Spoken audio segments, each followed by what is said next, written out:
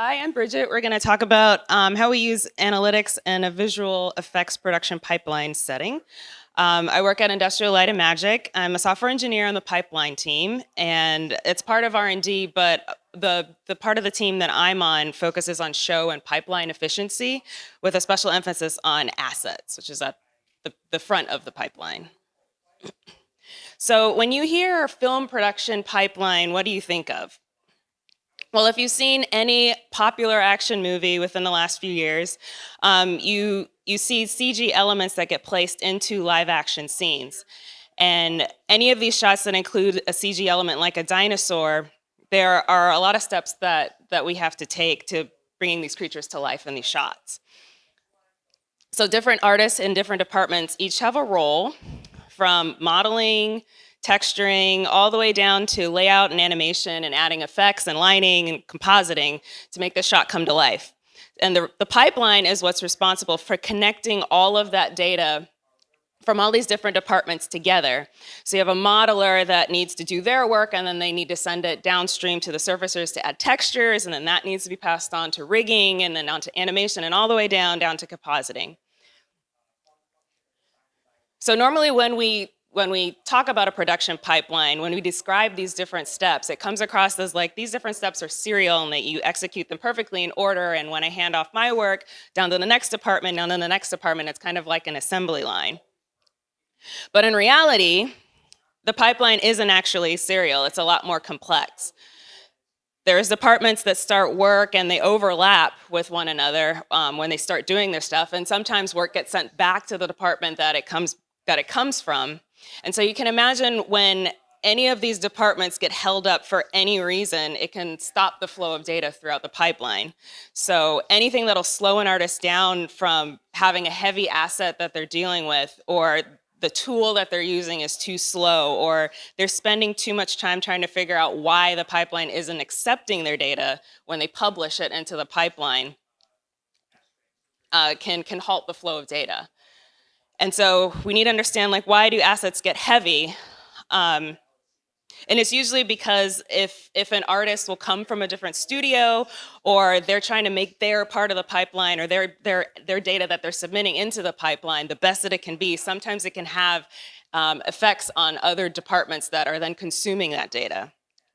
And sometimes when we also accept data from other third parties, the data that we're getting from them might not necessarily be compatible with the way that we process the information.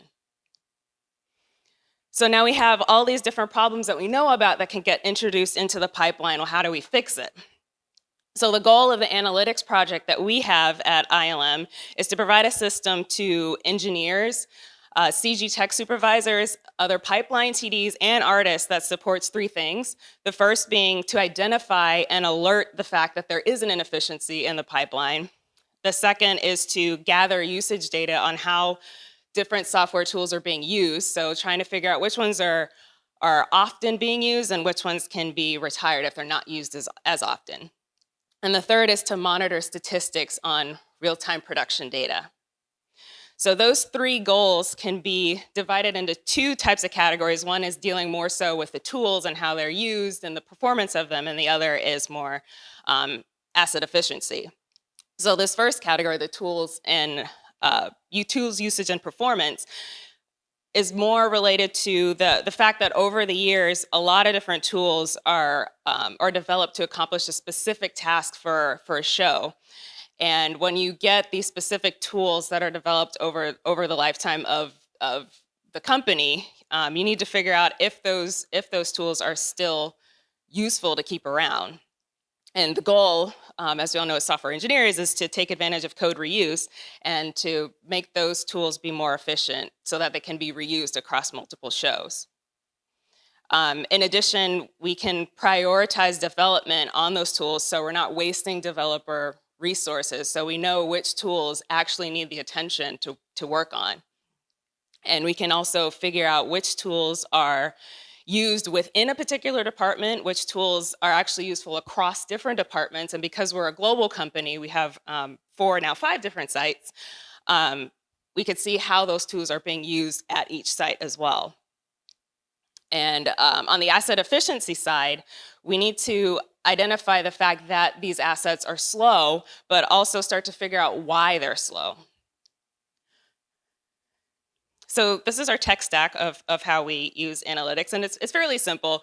We have an Elasticsearch data cluster that we put information into, and our Python API is the analytics API that we put that data into Elasticsearch. And then on the front end side, we can query that data and display it. In this case, we can display it on Grafana. We build a custom Grafana image from the source using Docker, and then deploy that using Ansible. And then we also have a search API that you can also search for the data that has been input into Elasticsearch as well. So our API is a lightweight API that interfaces to Elasticsearch, and here we have 3 different ways of how we can use it. So data is collected within each of the tools using these units called samples. And when we instantiate a sample, you collect as much relevant context data as possible to give context to knowing what that data, or when that data was collected when you see it on the Grafana dashboard. And so when you instantiate this sample, you can specify what kinds of information to put into the sample. Some of the stuff is gathered automatically, so from the context environment that you're in, so you can grab the version of the software that you're using, for example. And in other cases, you can specify other extra specific information to add. So if you're trying to time to see how long a function is taking, you can see the function arguments that you want, in addition to the name of the function that's automatically grabbed. Okay, so now we're going to take a look at some user stories of how we use analytics to gather tool usage information and performance. So this is a graph that's on one of our Grafana dashboards, and it was used to study a use case of tool utilization. So in this case, there are a few different buttons that are on a shelf in Maya. And Maya is a popular 3D software package for building content creation. And so we can see that on the right-hand side are the names of different buttons that have been clicked. And when we see the usage over time, we see that there are some buttons that are clicked more often than others. And so this helps determine that first use case of trying to see what tools are actually still in use. And if you would scroll down all the way to the bottom, you see ones that probably haven't been clicked in a while and can probably safely be retired if they're not being used over the past year or so. The second use case was one in which a developer was trying to find out the reason why his tool was slow. So he had released a particular tool. In this case, this function was wildly unstable, and it was executing at about 40 seconds to do whatever it was that it was doing. And he wasn't aware of this until he instrumented the tool with analytics. And then once he was able to figure out why that was happening, we can see in that little red circle where it was fixed, the point at which he released the fix for his tool. So then we could see that afterwards, the execution time is virtually non-existent and a lot more stable. So because we have a custom Grafana build, with using that with our analytics instrumentation, we built a plugin that gives the users the ability to visually drill down into a process to inspect the functions that comprise it. So in this case, this is what we call a session, and different processes that are grouped together make up this single block of execution called a session. And so this plugin that we developed into Grafana uses a Gantt chart style view to see how these different processes start and finish, and how they relate to one another. So in this case, we can see that this export function, there are different functions within that, different processes that take various amount of time, and you can start to get an idea of what parts of that function are taking a long time, and then optimize them accordingly. And the last case study for this group was that we have our tech project managers who were looking for feedback on a new tool that was being actively developed. So she had a known list of users that she had initially sent this tool out for feedback, but then she noticed that the user base was actually growing. It was actually spreading to a lot more users that were using this tool, which is a good thing because we want people to use it, but it was also helpful for her to get feedback from those other users that she hadn't initially reached out to. And by doing so, when you get more feedback from people, then you are aware of any other issues that come up, any other efficiencies in the tool itself. So now we can take a look at some examples of how investigating asset efficiency is also beneficial to our users. So one of the more popular questions that we get all the time is, why is my rig slow? So a rig is when you apply a skeleton model, so bones and joints, into a 3D model so that it can deform and move. So we send the rig down to animators, and animators are the ones that pose the characters and bring a character to life. But in some cases, if you have a really heavy character like a dinosaur and you're trying to manipulate that live in your scene, it can get really slow for an animator. If you pose, like move a joint or move a finger and it takes 1 second to move every single time, you want to try to figure out, why is it slow? So rig speed is an application of analytics that we developed to try and address this question. And so it's a rig regression testing system. And so what happens is that when a rigger publishes their data, they publish their rig into the pipeline, a series of unit tests run on this rig to test the playback speed. And we also test the load time, the time it takes to just bring up the character into a scene, and we do that in batch mode.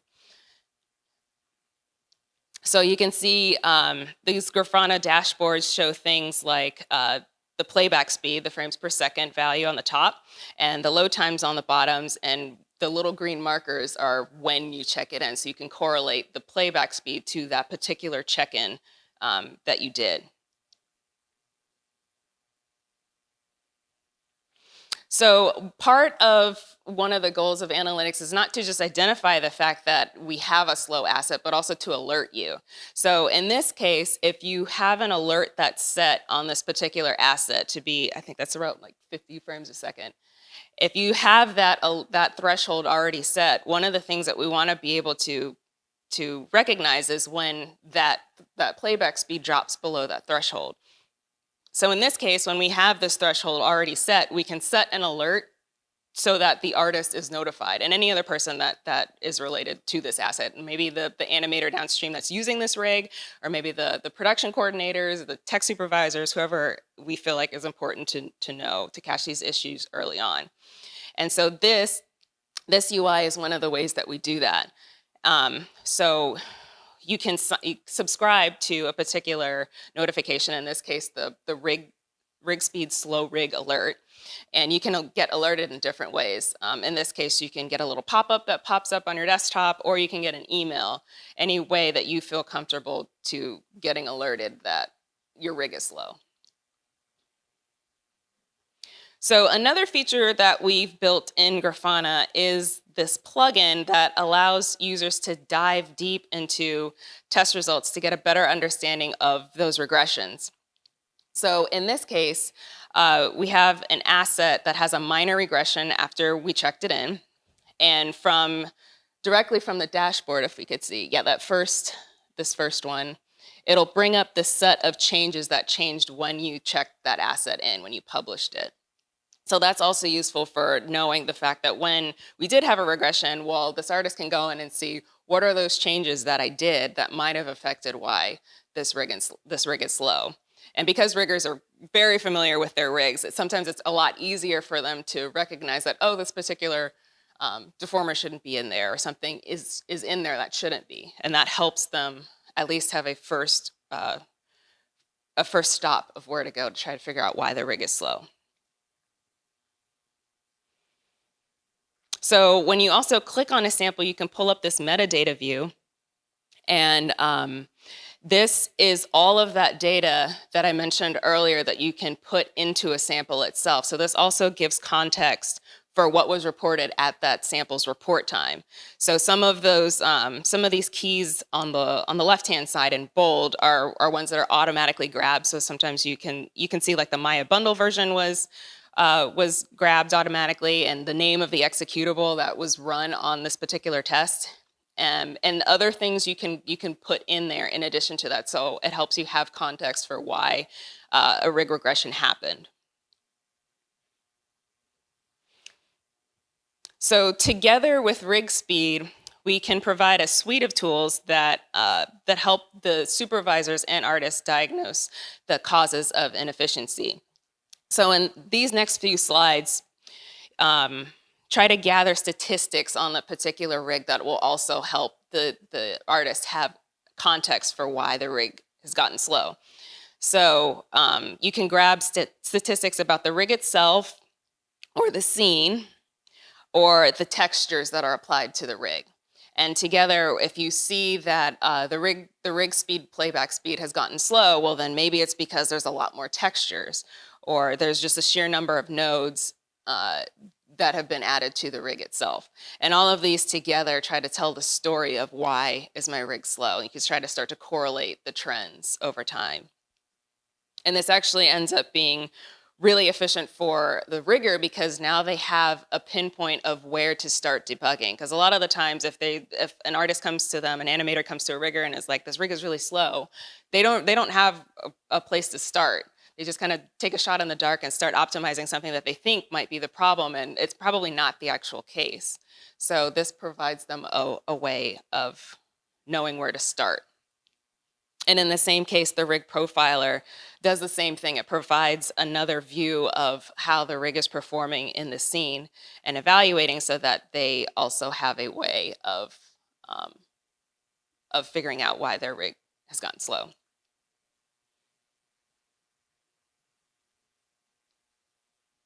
So in conclusion, the analytics project has been a powerful tool for artists and developers to measure the efficiency of our pipeline.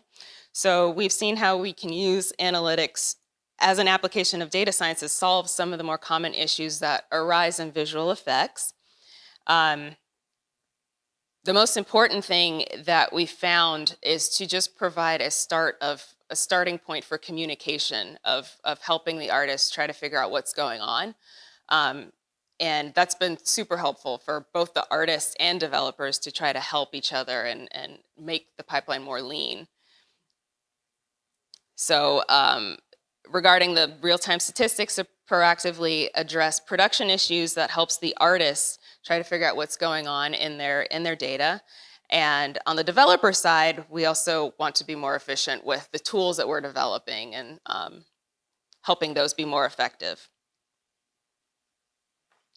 And then in addition to visualizing all these patterns in the data, the first step we want to understand is why these regressions happen, in addition to the fact that they are happening. And so having this awareness makes the users be better prepared for effectively communicating solutions to provide a more streamlined pipeline. And the stories that they tell can be just as compelling as the films that we create. So thank you for coming.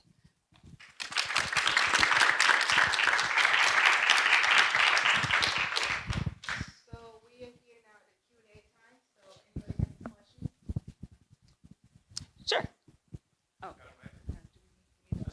Oh, cool. You want to go first?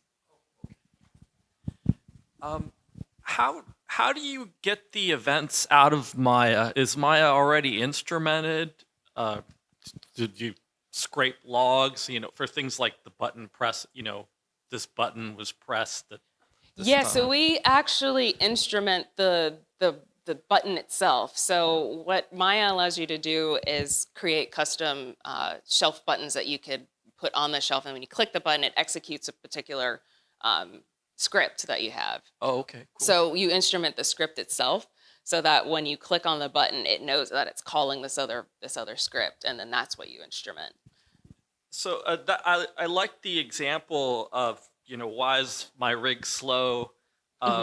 So it seemed like what people care about there is the frames per second. If the frames per second dips, like obviously you did something bad. You know, what did I do?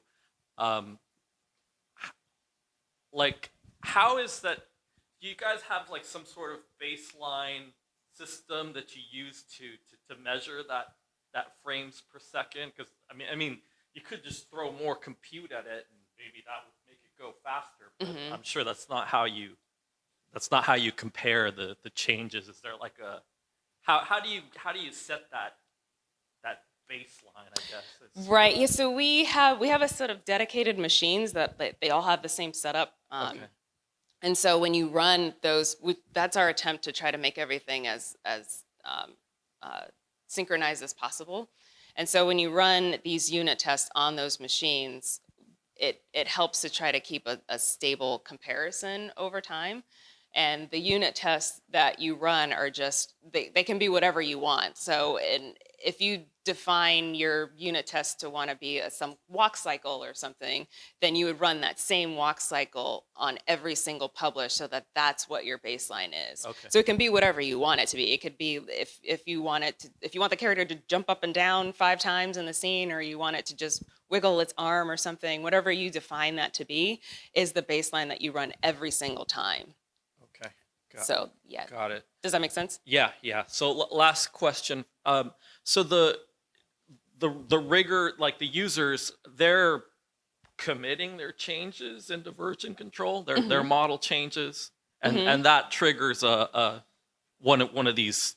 The unit tests are unit run. tests. Yeah. Okay. So the act of publishing, when I say publishing, is when they are submitting their data into the pipeline. So that downstream, an animator can pick up that rig and start animating. Okay. So it's in their best interest to make small incremental changes. Right. Yeah. Because if you do make a big change, then that could slow down the rig as well. But then you don't know what. Yeah, you don't know what. Yeah. So it does depend on the workflow of the artist as well. Like sometimes they work that way, but sometimes they iterate more quickly, and so you see more of the dots along the line. Yeah, I mean, it's kind of like you're projecting the developer's workflow onto the artist. Yeah. So yeah, it depends on how they want to work, and the system that we designed is supposed to be able to be flexible enough to do both, so that if you check in multiple times, well, then you're just going to get like 10 unit tests every time you check in, rather than one. Got it. Thank you.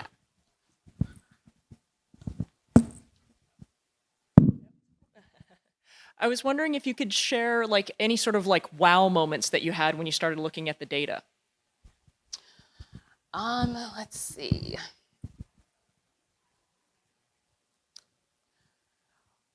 I think one of the use cases, especially for rig speed, because rig speed has definitely been the bread and butter of using this application of analytics, is when I think there was one case where there was a particular asset that we had gotten from a third party that the load time was like 2 hours to just open this thing. And obviously, like, nobody wants to sit around for 2 hours. We're just waiting for the asset to come up before you even start animating. And no one really said anything until we started noticing that it was spiking on our graphs. And what ended up the case being was that the way that they had set up this particular asset was different than the way that we ingested it, and had like a lot more properties about it that we couldn't handle. So we had to go back to that vendor and be like, you can't just add all these other stuff into the rig, because our system isn't designed to handle that. And it does become the use case a lot more often, that artists work at a bunch of different studios, and they hop around a lot. And so a lot of the workflows that they learn from other studios, they try to duplicate it here. And the same way, if they leave and go to some other place, and they try to take those workflows out other places. And it's just because that's something that they know, that's they're comfortable using. And a lot of the times that it doesn't always work that way. Like, you can't sometimes bring a workflow from someplace else into our pipeline unless we had specifically designed for it.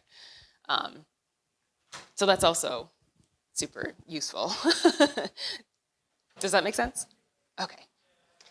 I have a question. My name is Anta.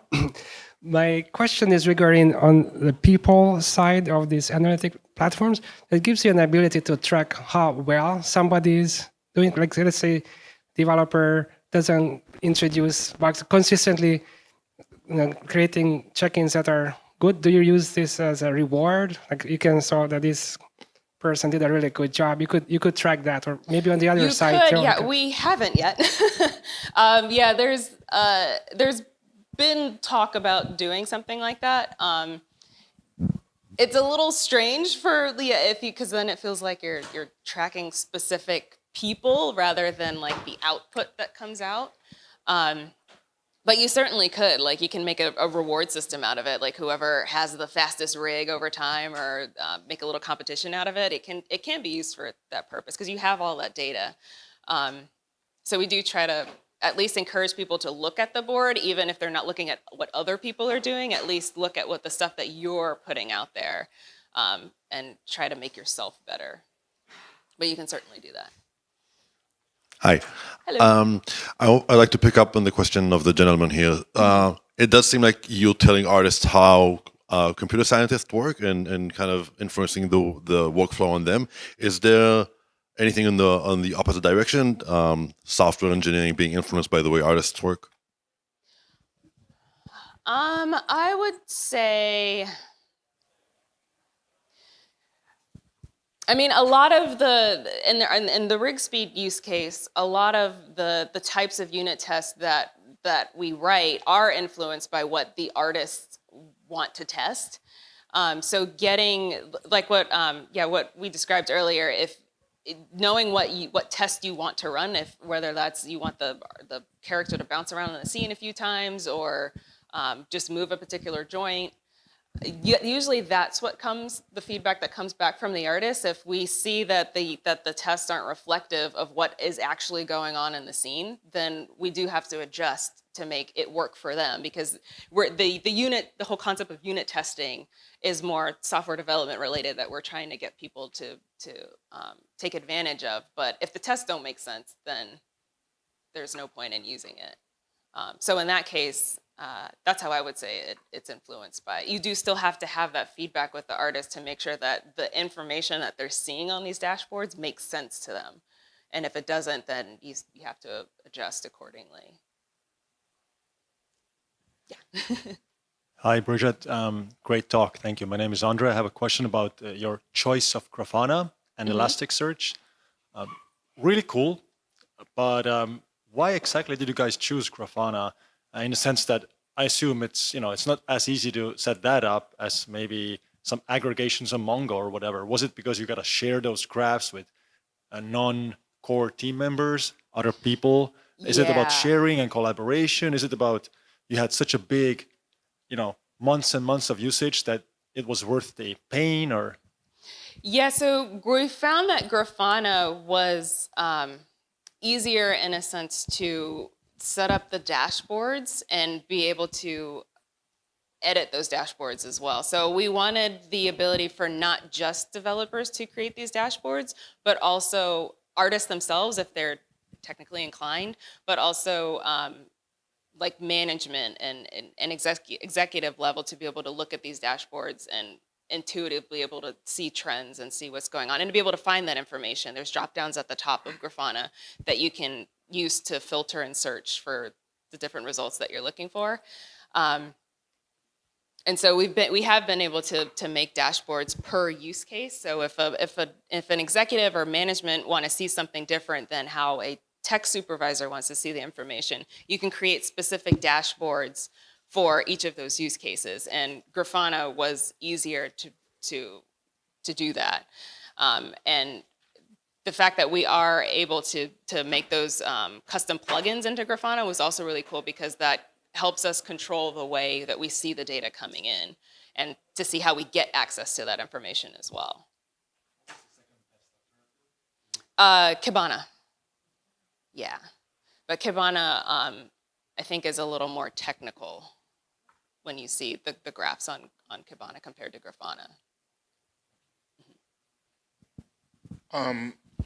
I wanted to get a clarification. Does the pipeline prevent check-ins if it doesn't meet a certain threshold, or It does not. Yeah. So that is also a ongoing debate, if you will, because you can certainly do that if you really wanted to prevent a bad rig from going out. You can certainly do that.